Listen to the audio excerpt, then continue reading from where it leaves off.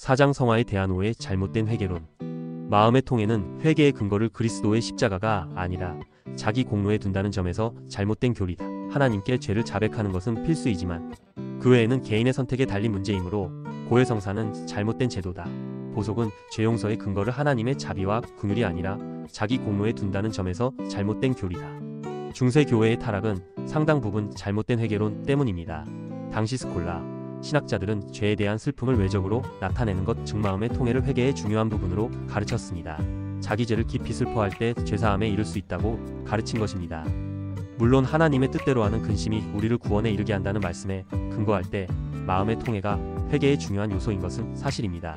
하지만 그들은 죄의 정도에 걸맞게 슬퍼해야 죄 용서를 받을 수 있다고 가르쳤습니다. 예를 들어 큰 죄를 지었을 때는 그에 걸맞게 더 큰 슬픔을 나타내야 한다는 것입니다. 그 결과 연약한 양심을 가진 성도들은 과연 자신의 회개가 죄 용서를 받기에 합당한 회개인지 확신할 수 없었고, 아무리 오랫동안 죄와 씨름해도 피난처를 찾을 수 없는 지경에 이르게 되었습니다.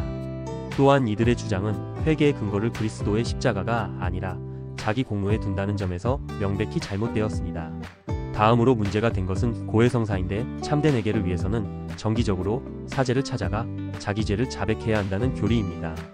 그들은 세례 요한에게 세례를 받으러 온 자들이 자기 죄를 고백했다는 사실과 죄를 서로 고백하라는 사도 야고보의 말씀을 고해성사의 근거로 주장합니다. 하지만 사람들이 요한에게 죄를 고백한 것은 세례를 받기 위해서였습니다. 세례가 죄사함을 상징하기 때문입니다.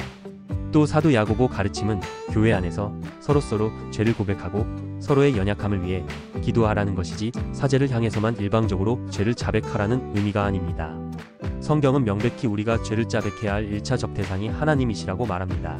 교회에서 공적으로 자기 죄를 자백할 수도 있지만 그것은 하나님 앞에서 자기 죄를 진심으로 뉘우친 이후에야 가능합니다.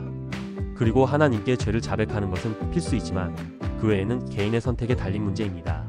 그러므로 고해성사는 회개의 근거가 그리스도가 아니라 가톨릭 사제에게 있다는 잘못된 교리에 지나지 않습니다. 마지막으로 살펴볼 것은 보속 즉 보상인데, 이것은 우리가 죄를 회개함으로써 죄책은 용서받을 수 있지만 죄의 형벌 자체는 그냥 넘어갈 수 없으므로 눈물 금식, 헌금 구제와 같은 형태로 보속을 치러야 한다는 것입니다. 하지만 하나님께서는 우리가 참되게 회개할 때에 더 이상 우리의 죄를 기억하지 않으십니다. 그리고 우리의 죄사함의 근거는 보속이 아니라 예수님의 십자가에 있습니다. 그러므로 보속의 교리는 죄 용서의 근거를 하나님의 자비와 긍휼이 아니라 자기 공로에 두는 미련한 주장에 불과합니다. 고해성사는 무엇이며 어떤 문제점을 가지고 있습니까? 보속은 무엇이며 어떤 문제점을 가지고 있습니까?